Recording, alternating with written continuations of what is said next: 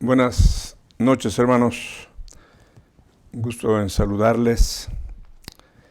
Me da alegría el poder saber que están ahí conectados y que tienen interés en el tema que estamos tratando. Quiero recordarles que sentí de parte del Señor, me llevó a una convicción muy firme, muy fuerte, de que debería de estar tocando estos temas, y por eso nos hemos dado a la tarea de en estas semanas de citarlos para que a través de esta transmisión hagamos llegar a ustedes el conocimiento de la segunda venida de nuestro Salvador Jesucristo. Quiero recordarles también a quienes han estado desde el principio. Les dije que en aquella ocasión en que yo entendí que debía de atender este tema, también entendí que debería de hacer lo que yo le llamé el manifiesto cristiano ante el COVID-19. Y aquí está el manifiesto. Es una hoja en donde el propósito es dejar constancia ante la gente que se quedará, porque se quedará mucha gente, cuando la iglesia sea arrebatada, cuando la iglesia sea trasladada al reino de nuestro amado Salvador Jesucristo. Y la gente, ¿qué explicación tendrá ante un evento de alcance mundial? Habrá muchas reacciones diversas y desde mi punto de vista creo que debemos de hacer con las personas lo que nos gustaría que hiciéramos o que hicieran con nosotros en caso de que ellas fuesen nosotros y nosotros fuésemos ellas. Y este manifiesto cristiano tiene la finalidad de darles una explicación.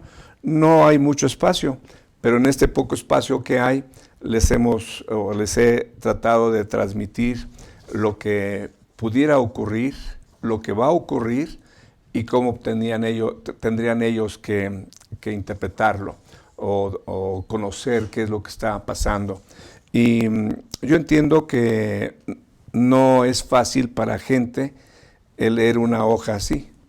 Hay gente que no le gusta leer, y el que lleguemos nosotros y le digamos, mira, te comparto, lee esto, pues pudiera ser un poco incómodo y agresivo. ¿Y por qué tengo que leer todo eso? Pero bueno, yo estoy cumpliendo con lo que yo entendí que era mi responsabilidad.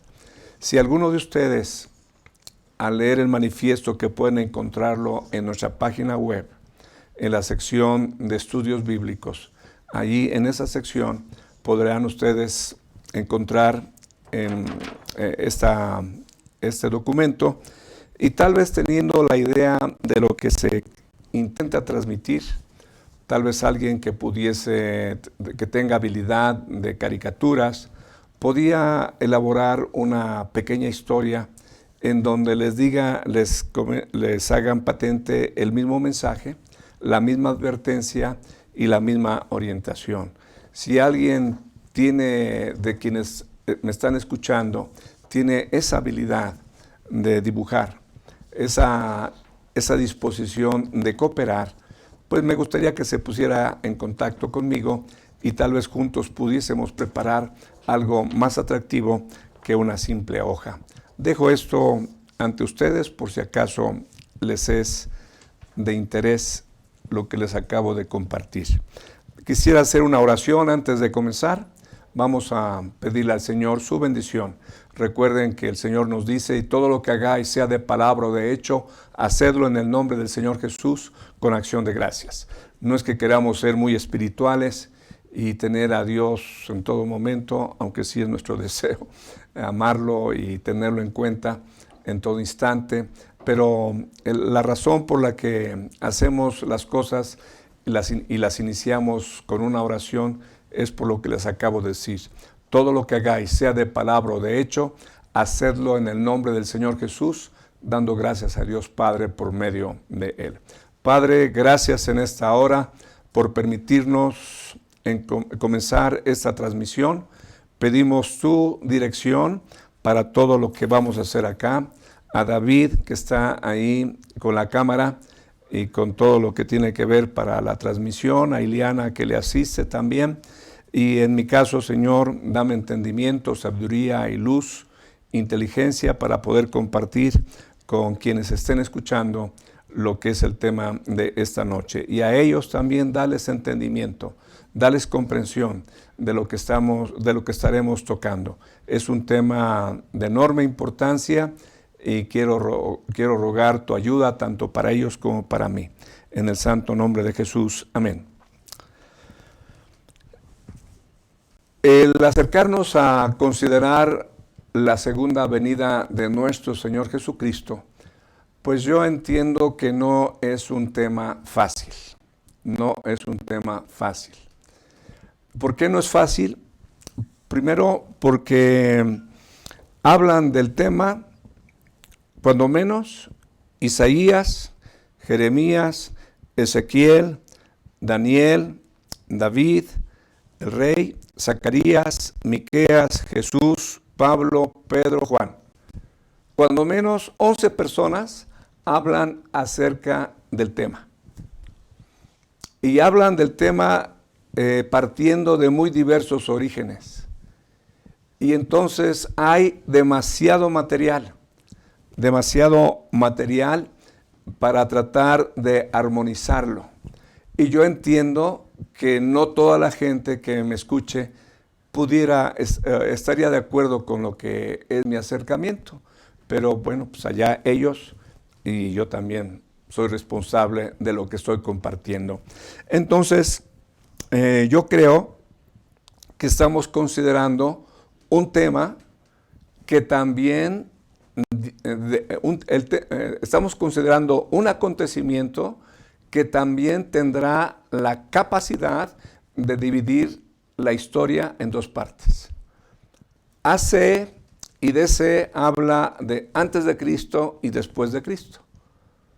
Llegará un momento futuro en donde yo creo que también se dividirá la historia entre AC y DC.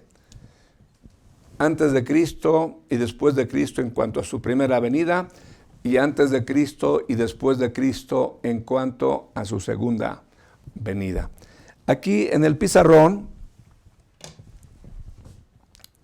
está este diagrama que les he compartido y quiero simplemente rápidamente abordarlo para de ahí irnos a lo que es el tema de hoy, de esta noche.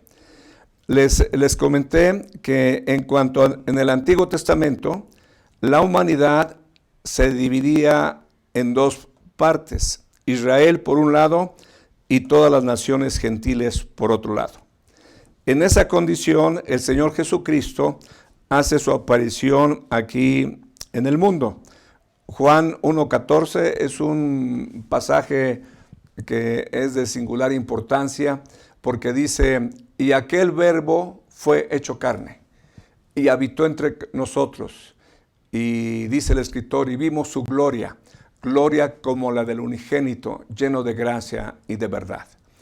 Esas sencillas palabras hablan de todo un acontecimiento que cambió la historia de la humanidad y ha cambiado la historia de muchísimas vidas que hemos creído en ese primer advenimiento de nuestro Salvador Jesucristo. Nuestra vida ha sido revolucionada, transformada, nuestro matrimonio, nuestra familia y comunidades que se han sujetado a la autoridad de Jesucristo en sus conciencias han sido transformadas de una manera maravillosa. Incluso hay testimonios de que la tierra Dios la ha sanado. Eso es maravilloso, porque cuando una persona se somete a la autoridad de Cristo, porque la tiene, aquel verbo fue hecho carne, el verbo era Dios y el verbo estaba con Dios. El verbo era Dios, el verbo estaba con Dios. Y ese verbo, Dios mismo, Dios Hijo, se hizo carne. Entonces, este acontecimiento que se describe tan simple es de enorme importancia. Entonces, aquí en el diagrama está representada con esta flecha la venida del Señor Jesucristo. La Biblia dice, venido el cumplimiento del tiempo, Dios envió a su Hijo nacido de mujer y nacido bajo la ley. Después de unos 30 y tantos años, el Señor Jesucristo llega a la cruz, porque en esta primera venida el Señor Jesucristo viene como Salvador. Él dice, porque no me envió Dios al mundo para condenar al mundo, sino para que el mundo sea salvo por él. Eso es lo que dice la Escritura. Entonces Jesucristo viene a salvar a la humanidad. Era necesario su muerte, y muerte de cruz, porque Cristo, según lo que se anticipaba en el Antiguo Testamento, debía de ser la ofrenda que iba a satisfacer la justicia divina, para que Dios el Padre tuviera la justificación ante su propia santidad de perdonar el pecado al pecador.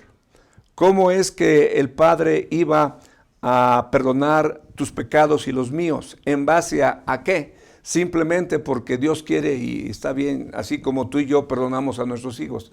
Bien, hacen sus cosas, nos ofenden y vienen y nos piden perdón. ¿Qué les decimos? Está bien, hijo, nada más no lo hagas más, ten cuidado. Alguna palabra de advertencia y es todo. Pero Dios no es así. Dios es santo, justo y puro, y en su reino no hay pecado ni maldad. Las personas que deberían de ir allá, o quienes Él escogió para que estén a su lado eternamente, deberían de estar sin mancha, sin arruga, sin contaminación, sin culpabilidad, sin pecado. Y eso solamente era posible a través del sacrificio del Cordero de Dios, que quita el pecado del mundo, que quitó el pecado del mundo. 40 días después de la muerte del Señor Jesucristo, Él ascendió a la diestra del Padre, según se narra en Hechos capítulo 1, versículo 11. 10 días después de su ascensión, 50 días después de su muerte, el Espíritu Santo desciende. El Señor Jesucristo, estando con sus discípulos, les advirtió que Él iba ante el Padre a rogar para que se les diera el otro Consolador, para que estuviese con ellos para siempre. Él les dijo, yo me voy, pero no los dejaré huérfanos, les enviaré al otro Consolador.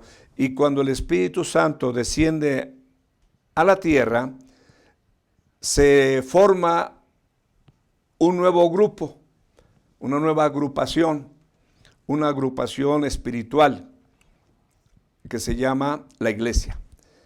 Digo espiritual porque está compuesta por miles de personas, millones de personas ya en la actualidad, que no nos conocemos unos a otros.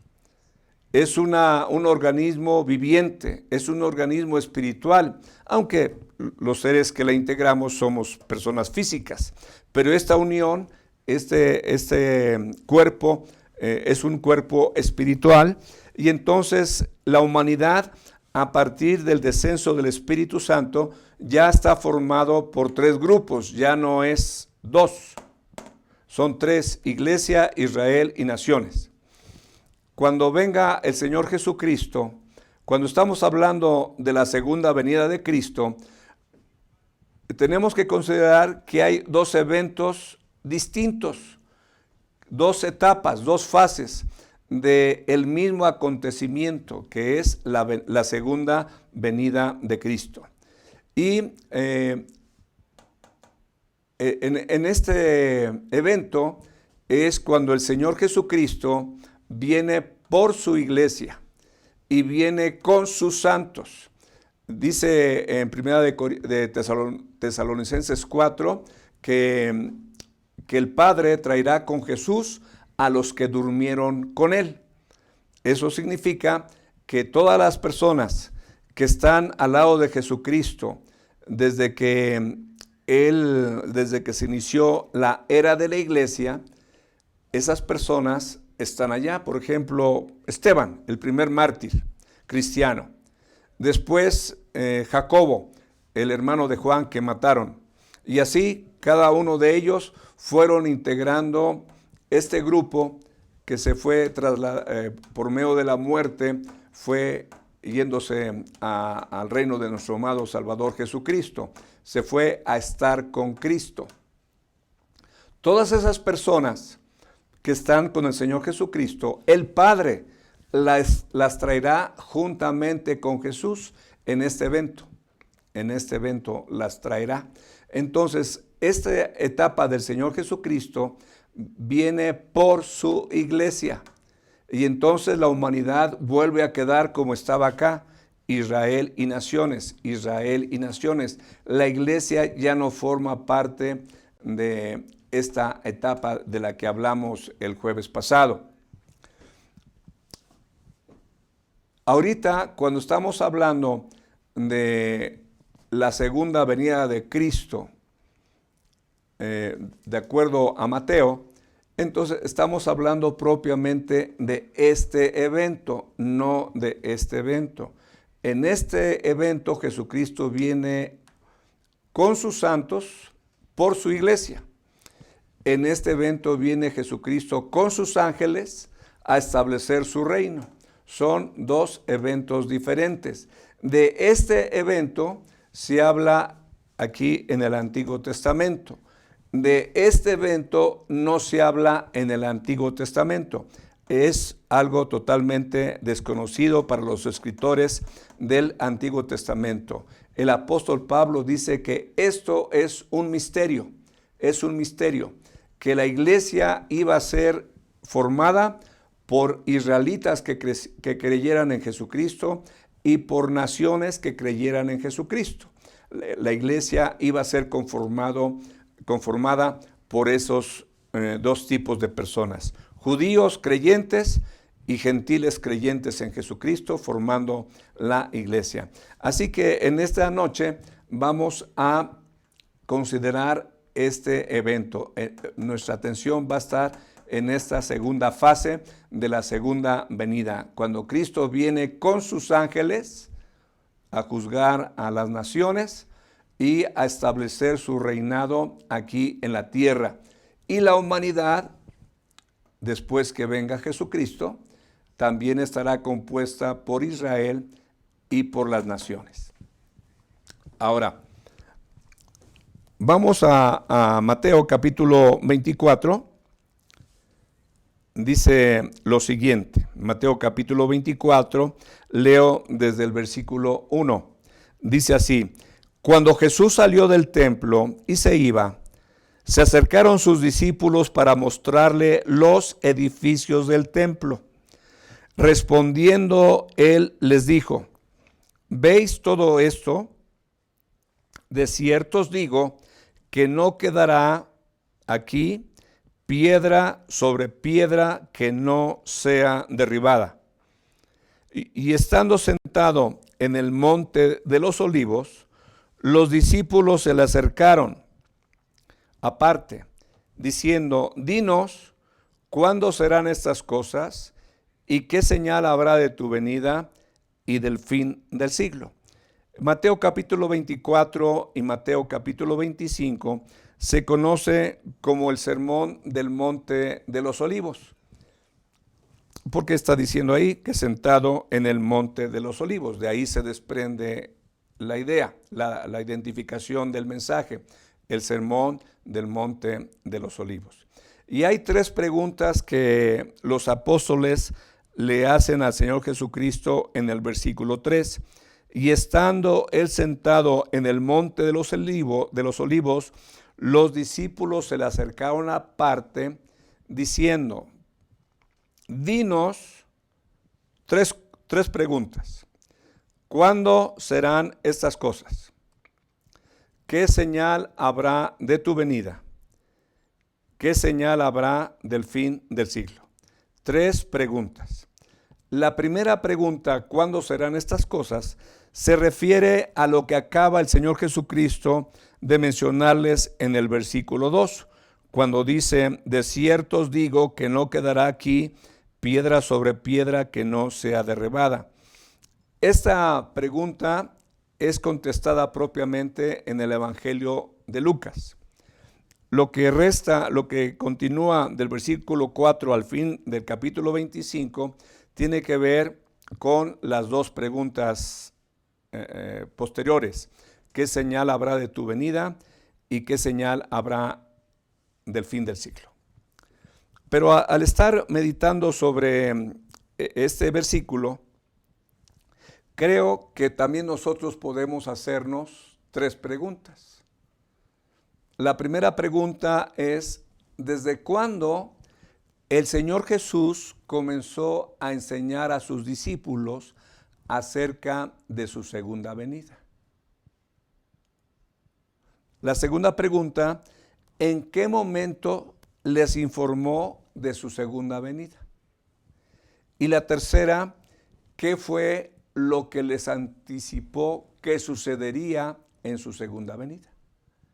Porque los apóstoles, los discípulos, abordan estas dos preguntas con toda confianza. Eso me hizo pensar, bueno, ¿y de dónde sacaron ellos la información acerca del fin del siglo y de la segunda venida de Cristo? Entonces, eso se encuentra en el Evangelio según Mateo. Y vamos a ir al primer capítulo en donde está ese registro, y está en el capítulo 10. Capítulo 10.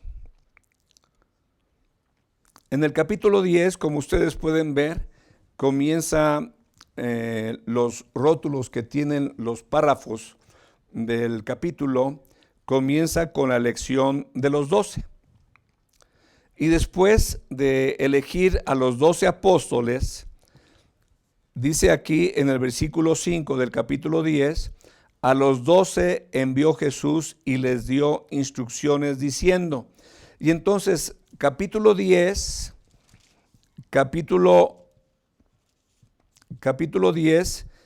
es las instrucciones que el Señor Jesucristo le dio a sus discípulos. Si tienes abierta tu Biblia, en el capítulo 11, versículo 1, dice: cuando Jesús terminó de dar instrucciones a sus 12 discípulos, se fue de allí a enseñar y a predicar en las ciudades de ellos.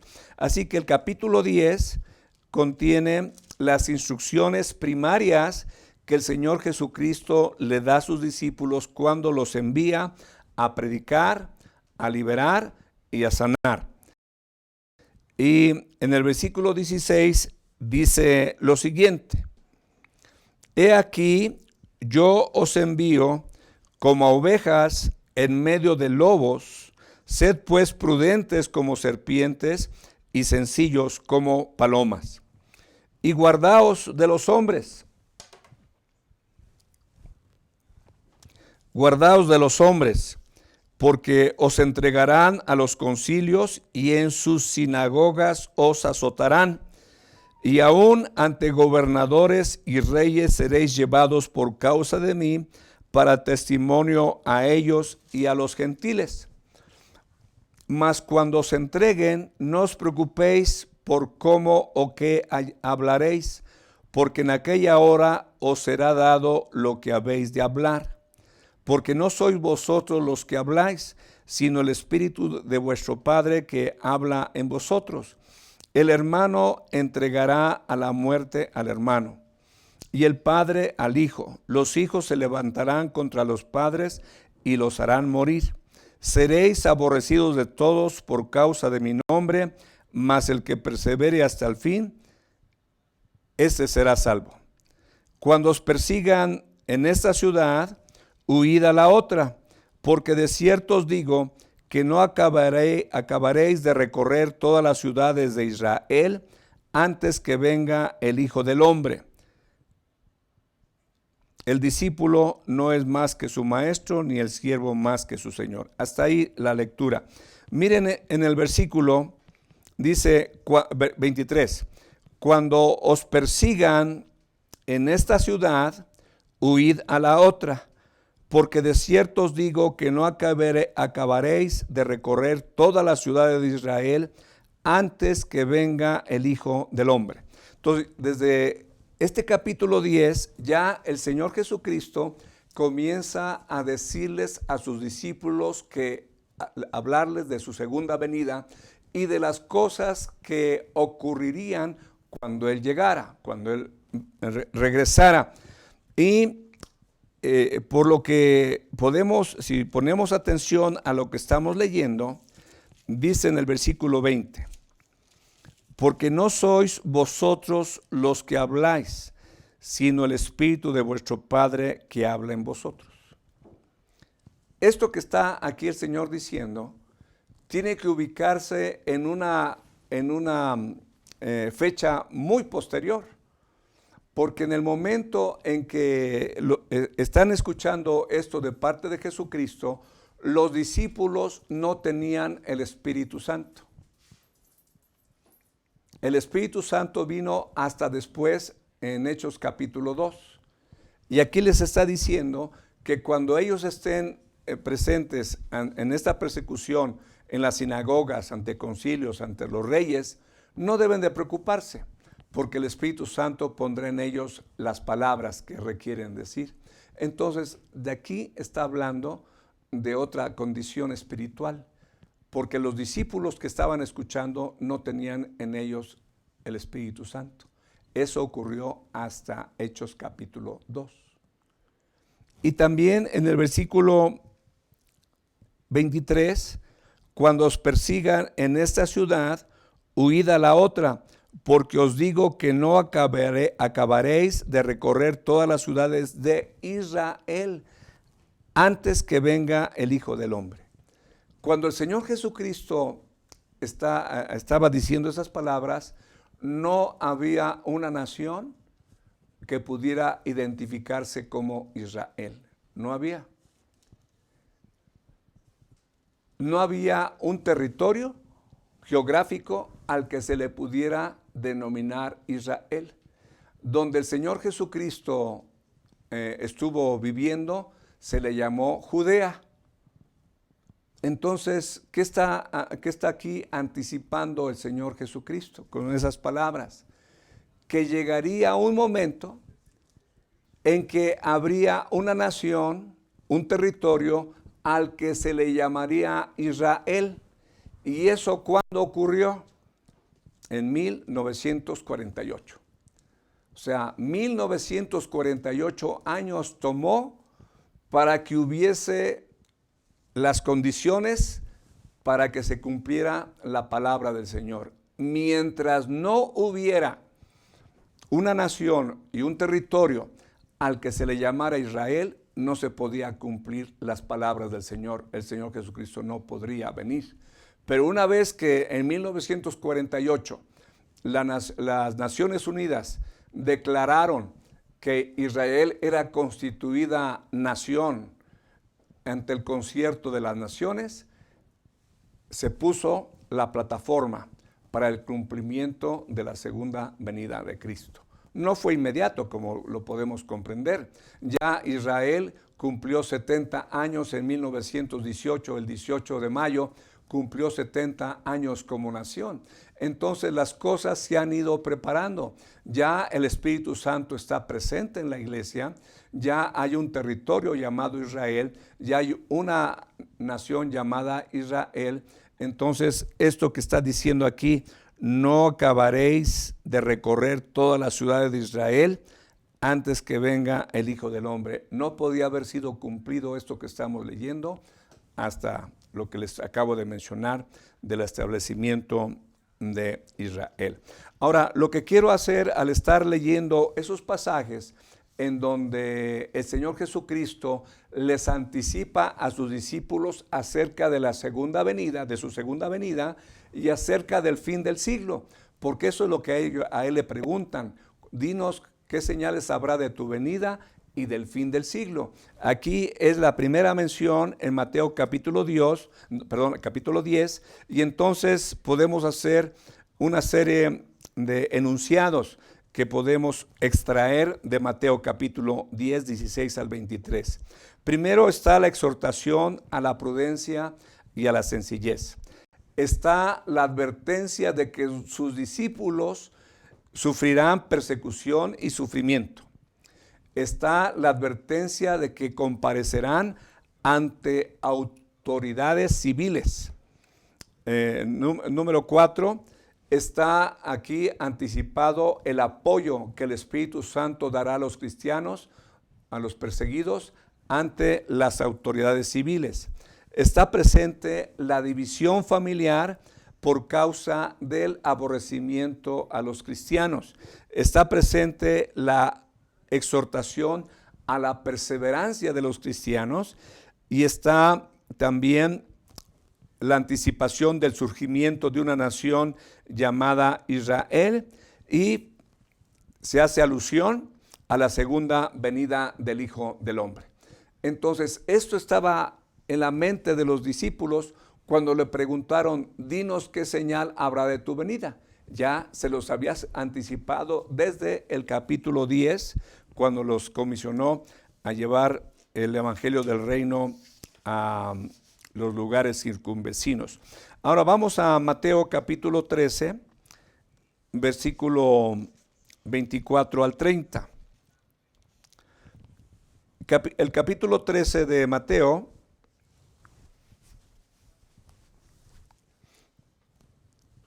es famoso porque contienen muchas parábolas del Señor Jesucristo. Y el Señor Jesucristo introduce las parábolas más o menos con la frase de ¿a qué compararé el reino de los cielos? Entonces, en el capítulo 13 de Mateo hay dos parábolas en las que el Señor Jesucristo no menciona su segunda venida, menciona el fin del siglo. ¿Por qué estamos buscando esto? Porque los discípulos preguntaron, ¿qué señal habrá de tu venida? Se los dijo en el capítulo 10. ¿Qué señal habrá del fin del siglo? Se los dijo en el capítulo 13. Mira por favor lo que dice Mateo 13, 24 al 30. Le refirió otra parábola diciendo, el reino de los cielos es semejante a un hombre que sembró buena semilla en su campo. Pero mientras dormían los hombres, vino su enemigo y sembró cizaña en el trigo y se fue. Y cuando salió la hierba y dio fruto, entonces apareció la cizaña. Vinieron entonces los siervos del padre de familia y le dijeron, Señor, ¿no sembraste buena semilla en tu campo? ¿De dónde pues tienes cizaña? Él les dijo, un enemigo ha hecho esto. Y sus siervos le dijeron, ¿quieres pues que vayamos y la arranquemos? Él les dijo, no sea que al arrancar la cizaña, arranquéis también con ella el trigo. Dejad crecer juntamente lo uno y lo otro hasta la siega. Y al tiempo de la siega, yo diré a los segadores, recoged primero la cizaña y atadla en manojos para quemarla, pero recoged el trigo en mi granero. Esa fue la parábola que el Señor Jesucristo les habló tocante al trigo y la cizaña. Pero hasta ahí no se tiene mayor entendimiento al significado de la misma. En el versículo 36 al 43 es donde está la explicación que a solicitud de los discípulos el Señor Jesucristo les brinda. Mira por favor lo que dice en el 36. Entonces, despedida la gente, entró Jesús en la casa y acercándose a él sus discípulos le dijeron, explícanos la parábola de la cizaña del campo. Respondiendo, él les dijo, el que siembra la buena semilla es el Hijo del Hombre. El campo es el mundo. La buena semilla son los hijos del reino. Las cizañas son los hijos del malo. El enemigo que la sembró es el diablo. La siega es el fin del siglo. Los segadores son los ángeles. De manera que como se arranca la cizaña y se quema en el fuego, así será el fin ¿de qué? De este siglo. Ahí está como habla en el versículo 39, el enemigo que la sembró es el diablo, la siega es el fin del siglo y los segadores son los ángeles. Versículo 40, de manera que como se arranca la cizaña y se quema en el fuego, así será en el fin del siglo. Por eso los discípulos tenían interés en la segunda venida de Cristo y en el fin del siglo. Por eso preguntan, ¿cuándo serán estas cosas en relación a la destrucción del templo? ¿Qué señal habrá de tu venida? Como ya se los había anticipado. ¿Y qué señal habrá del fin del siglo? Ahora, aquí en esta parábola podemos encontrar que la obra del Hijo del Hombre en el mundo es sembrar la semilla. Eso es lo que dice. 2, la existencia de dos tipos de personas en el mundo. Los hijos del diablo y los hijos del reino. Número 3, la intervención del diablo en el mundo oponiéndose a los propósitos del Señor Jesucristo. Y esa oposición que aquí se señala, esa es continua. En tu propia vida y en mi propia vida, en tu propio matrimonio, en tu propia familia, en tu propio hogar, en tu propia iglesia, en tu propio ministerio, habrá esta oposición. Esta oposición es una característica del diablo. El diablo es un opositor al cumplimiento de los propósitos del Señor Jesucristo en la vida de los seres humanos. Número 4, la siega es el fin del siglo. Número 5, los segadores son los ángeles. Número 6, se destruye la cizaña en un horno de fuego. Y número 7, la promesa para los justos en el reino de su Padre. Mira por favor lo que dice el versículo 41. Enviará el Hijo del Hombre a sus ángeles y recogerán de su reino todos los que sirven de tropiezo y a los que hacen iniquidad, y los echarán en el horno de fuego. Allí será el lloro y el crujir de dientes. Entonces los justos resplandecerán como el sol en el reino de su Padre. El que tiene oídos para oír, oiga. El Señor Jesucristo agrega a la descripción del fin del siglo el tormento eterno que sufrirán los seres humanos. En algunas ocasiones el Señor Jesucristo hizo alusión a eso, de que era preferible tomar decisiones drásticas para apartarse del pecado que ser lanzado al infierno de fuego. El Señor Jesucristo es bondad, el Señor Jesucristo es amor, el Señor Jesucristo es misericordia, el Señor Jesucristo es gracia, el Señor Jesucristo es verdad. Sí, pero también es justo, también es justo. Y el Padre dice de él, de sí mismo, quien perdona la iniquidad, la rebelión y el pecado. Ciertamente Dios es justo, pero Dios es benigno y misericordioso y perdona la iniquidad del hombre, la rebelión del hombre y el pecado del hombre. ¿Por qué peca el hombre? Porque hay iniquidad en su corazón y hay rebelión. El pecado simplemente es el fruto de las dos cosas anteriores. Nuestro Padre Celestial es misericordioso y compasivo, pero también ahí dice, en ese mismo pasaje que te estoy citando, dice, el cual no tendrá por inocente al malvado. Y es una maldad que Dios ofrezca en Jesucristo la salvación eterna y el hombre la desprecie. Por los argumentos que tenga, que no creo, que son puras ideas religiosas, que son cosas antiguas, que ese libro es un libro manipulado por los hombres y yo no sé cuánta cosa.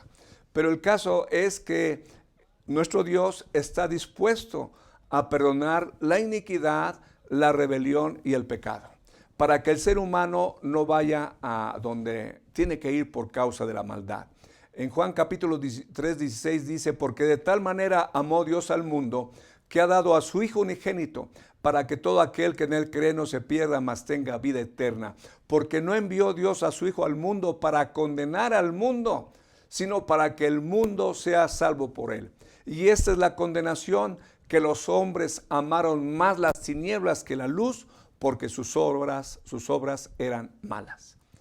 Así que aquí el Señor Jesucristo comienza a anticipar en las parábolas que acabamos de leer, comienza a anticipar el castigo de los seres humanos que persisten en su maldad, en su rebelión, en su iniquidad, en su desobediencia en contra de Dios. Van en contra de Dios, van en contra de las leyes naturales, van en contra de su conciencia, van en contra de las autoridades civiles, familiares, educacionales, y el hombre mismo prepara su propia tragedia eterna.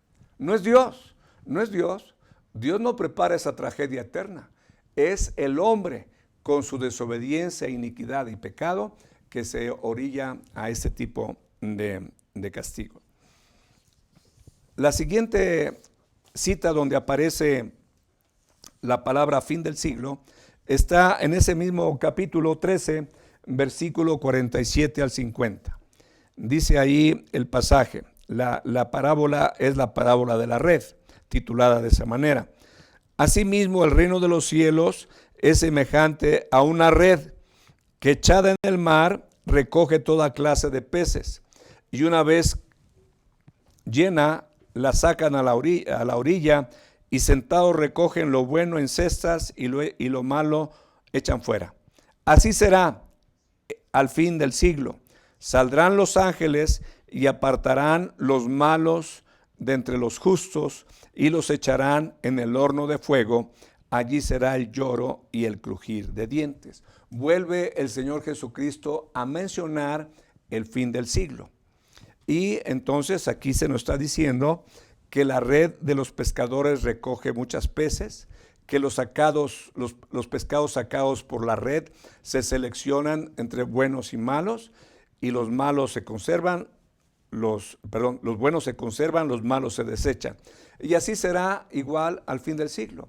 Serán ángeles, llegarán y apartarán de la humanidad a los malos y a los justos, y los malos serán echados en el lago que arde, en el horno de fuego, que dice aquí, en el horno de fuego, y ahí será el lloro y el crujir de dientes. ¿Por qué crujir de dientes? ¿Sabes cuándo cruje una persona sus dientes? De lo que yo entiendo es cuando hay rebeldía. Habrá llanto de la gente que esté en el tormento, pero habrá rebeldía en contra del Creador que le echó al tormento. Aún en el infierno no tendrán paz los impíos. Estarán enojados contra el Creador por haberles lanzado al horno de fuego. Entonces, ya vamos viendo que en capítulo 10 de Mateo, el Señor Jesús les hace de su conocimiento acerca de su venida, y en el capítulo 13 hace del conocimiento de ellos el fin del siglo y sucesos que ocurrirían en relación a ese evento.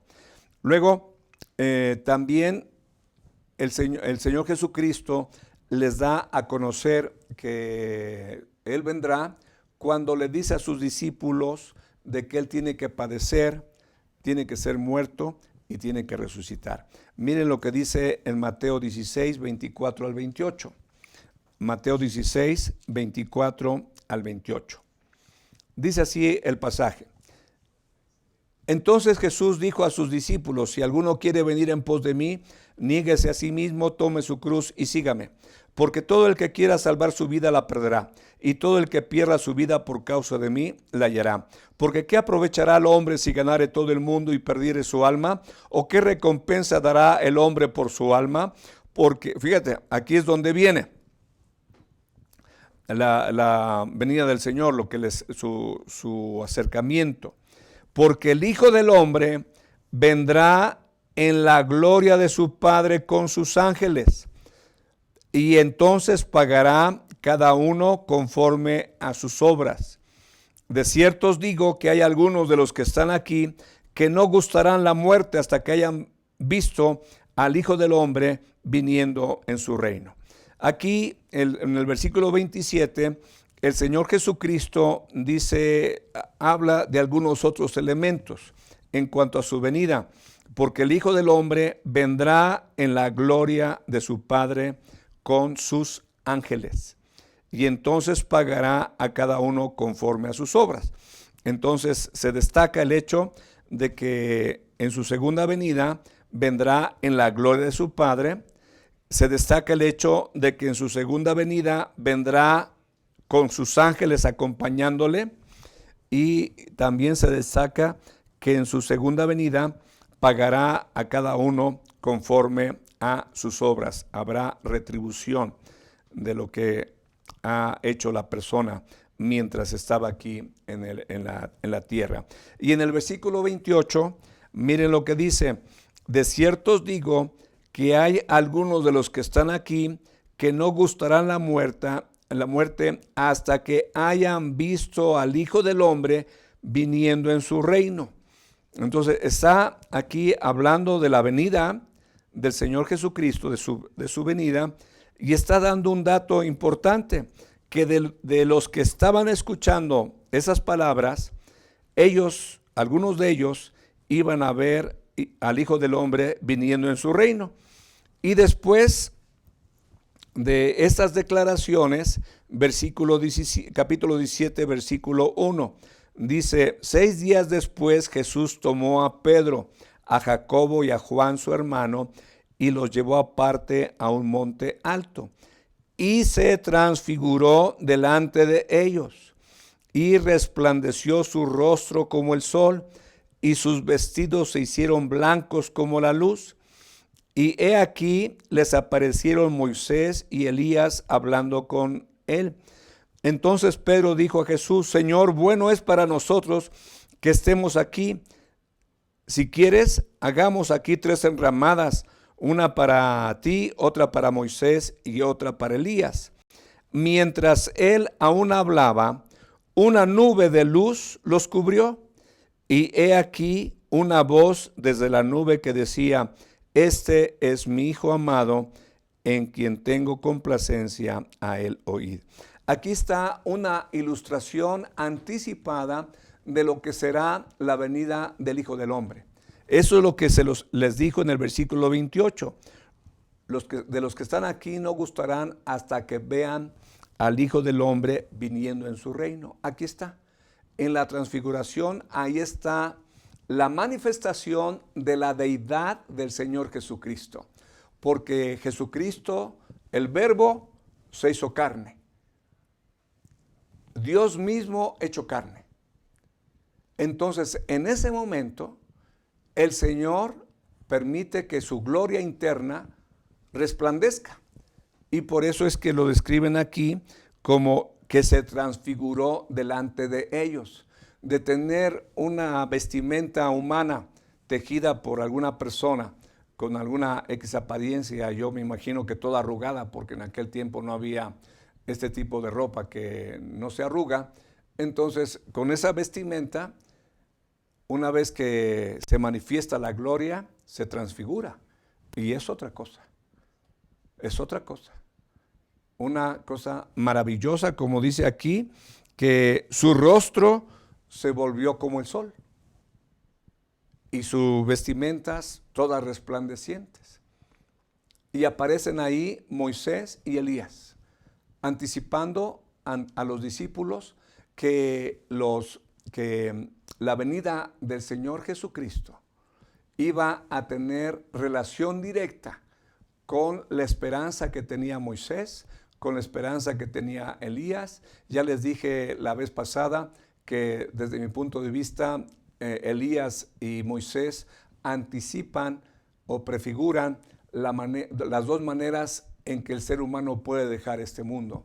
Una a través de la muerte, como en el caso de Moisés, y otra a través del traslado, como en el caso de Elías.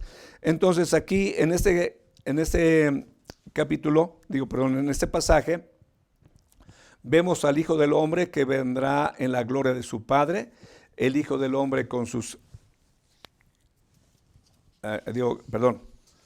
estoy leyendo en otro lugar.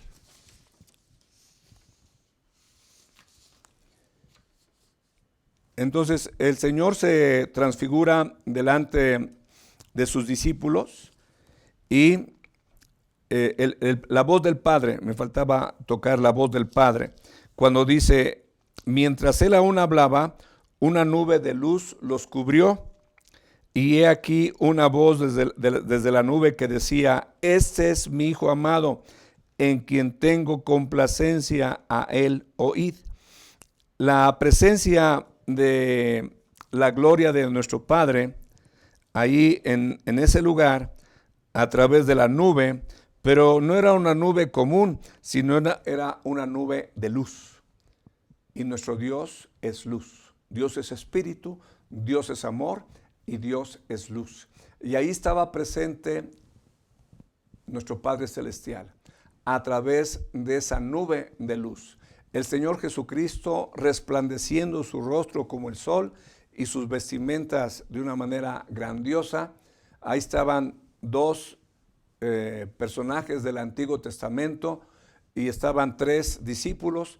Ahí había un grupo de seres maravillosos, tanto los apóstoles elegidos por nuestro Señor Jesucristo como aquellos varones de Dios como fue Moisés y Elías, nuestro Señor Jesucristo y el Padre autenticando, este es mi Hijo amado, a él oíd. Y tú sabes muy bien, bueno, si es que lo has leído en la Biblia, que el decir que una persona es hijo de Dios, es decir que esa persona, ese hijo, es Dios mismo. Por eso al Señor Jesucristo lo querían apedrear los judíos, porque él decía que era hijo de Dios. Y decían, tú siendo hombre, te haces Dios diciendo que eres hijo de Dios, y por eso lo querían apedrear. Y aquí está entonces ilustrada de una manera muy breve, muy rápida. Es algo tan grandioso que en pocos versículos lo describen. A mí me hubiese encantado que ampliaran su descripción, que pudiesen darnos un poquito más de datos acerca de la conversación, acerca del propósito de la conversación, acerca de la utilidad en la comprensión de la revelación de Dios en cuanto a la venida de nuestro Señor Jesucristo. Son datos muy parcos, muy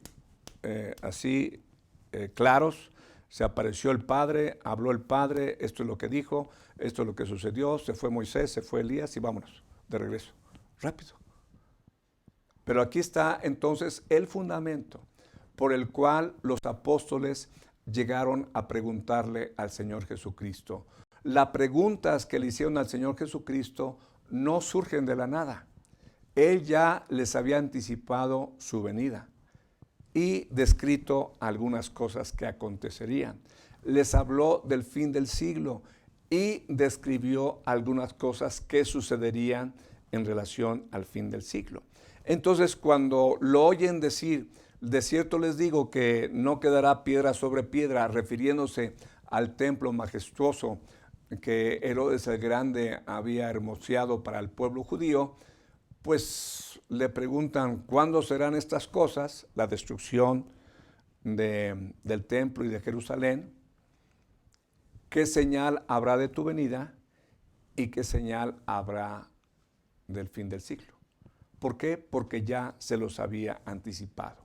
Entonces, volviendo a Mateo capítulo 24, yo les pedí allí en el WhatsApp de la iglesia, en el grupo Vendré Otra Vez, les pedí que por favor estuviesen leyendo Mateo 24, Mateo 25, Marcos capítulo 13, Lucas capítulo 21, para que ustedes pudiesen estar ahí leyendo. Te dije o te anoté, leer, vuelve a leer, relee, analiza, medita, para que cuando el día de mañana ya entremos propiamente en el libro en el Marcos capítulo 24, entonces tú ya tengas más idea de lo que vamos a considerar, que ya hayas analizado, tal vez hagas tus cuadros sinópticos o lo que tú guste, ¿no? El chiste o el punto es que te metas en la escritura para que entonces el día de mañana que estemos tocando propiamente este tema y las cosas relacionadas con él, con la venida del Señor, entonces tú tengas en tu mente cosas frescas y haya un mayor entendimiento de lo que vamos a considerar. Así que deseo que lo que consideramos esta noche te sea de utilidad. Ya te dije que no es una cosa sencilla hablar de la venida de nuestro Salvador Jesucristo.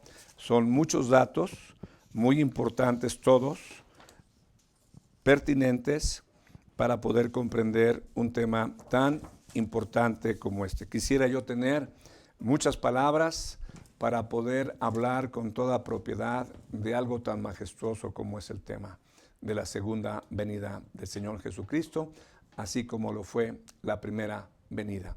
Pero antes de concluir, déjame hacer una breve aplicación. Te dije que yo supongo que este acontecimiento volverá a dividir la historia de la humanidad en antes de Cristo y después de Cristo. Antes de su segunda venida y después de su segunda venida. Así como este evento dividió la historia entre antes de Cristo y después de Cristo, así pienso por la trascendencia del evento que podría suceder en la humanidad. Pero tú puedes tener esa misma experiencia de que tu vida tenga un antes de Cristo y después de Cristo. En mi vida hay un antes de Cristo y después de Cristo. Y en la vida de todo creyente genuino hay un antes de Cristo y un después de Cristo.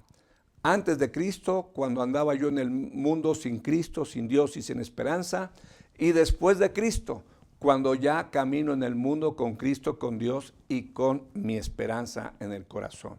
Si tú no tienes la esperanza de la vida eterna, si tú no tienes la esperanza de que cuando el Señor Jesucristo venga, te vayas con Él, si en ti no hay esperanza, no hay una convicción de que tus pecados hayan sido perdonados, si en esta noche el Señor te llamara a su presencia a través de la muerte, no es mi deseo, pero supongamos que eso ocurre, tú estás tranquilo de que estarás en la presencia del Señor. Si Dios te preguntara cuando estés allá, habiendo partido de este mundo, ¿qué razones tienes para que yo te deje entrar en mi reino? ¿Tendrías tú alguna razón? ¿O le dirías, bueno, pues ahí te lo dejo a tu criterio, lo que tú dispongas? ¿O hay una razón contundente?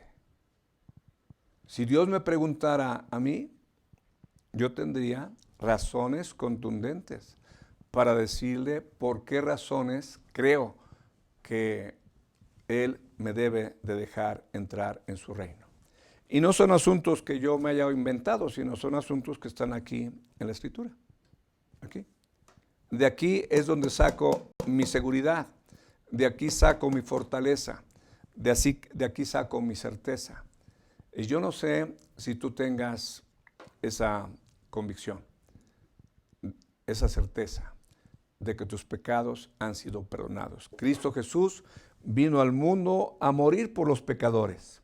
El justo murió por los injustos para llevarnos a Dios. Él se hizo pecado para que nosotros fuésemos hechos justicia de Dios en Él. O sea, la muerte de Cristo, su sangre derramada, su bendito nombre, vienen en mi auxilio para darme la autorización de ser hecho hijo de Dios. Si tú quieres en esta noche decirle al Señor, yo no sé si lo que he estado platicando, compartiendo, enseñando, haya movido tu conciencia. Si acaso así es importante este momento en tu corazón. Por esa razón me detengo para hacer esta oración. Puede ser que nadie la haga, pero eso yo no lo sé. Pero puede ser que alguien la haga. Y por ti, por esa persona que pudiera hacerla, me gustaría hacer una oración e invitarte a hacerla. Dile así, cierra tus ojos y dile así al Señor. Querido Dios, en mi experiencia no tengo una etapa que yo pueda decir antes de Cristo y después de Cristo. He vivido como he querido y soy pecador y he hecho lo malo y me arrepiento de mi pecado. Hay maldad en mi corazón y te pido perdón. Y a ti, Jesucristo, Hijo de Dios, te pido perdón. Mis pecados y los de la humanidad te llevaron al Calvario, te llevaron a la cruz. Esa sangre que derramaste, úsala para perdonar mi pecado, para lavar mi pecado, para limpiar mi maldad. Úsala para reconciliarme con el Padre. Úsala para traer a mi corazón vida eterna. Te entrego mi vida. Toma el control. Dirige mis pasos. A partir de hoy, te confieso como mi Señor y mi Salvador. Amén. Buenas noches a todos mis hermanos y hermanas que nos acompañaron en esta transmisión. Deseo que lo que compartimos haya sido de edificación y que el día de mañana nos puedan volver a sintonizar para continuar el resto del estudio de Mateo 24. Dios les bendiga. Buenas noches.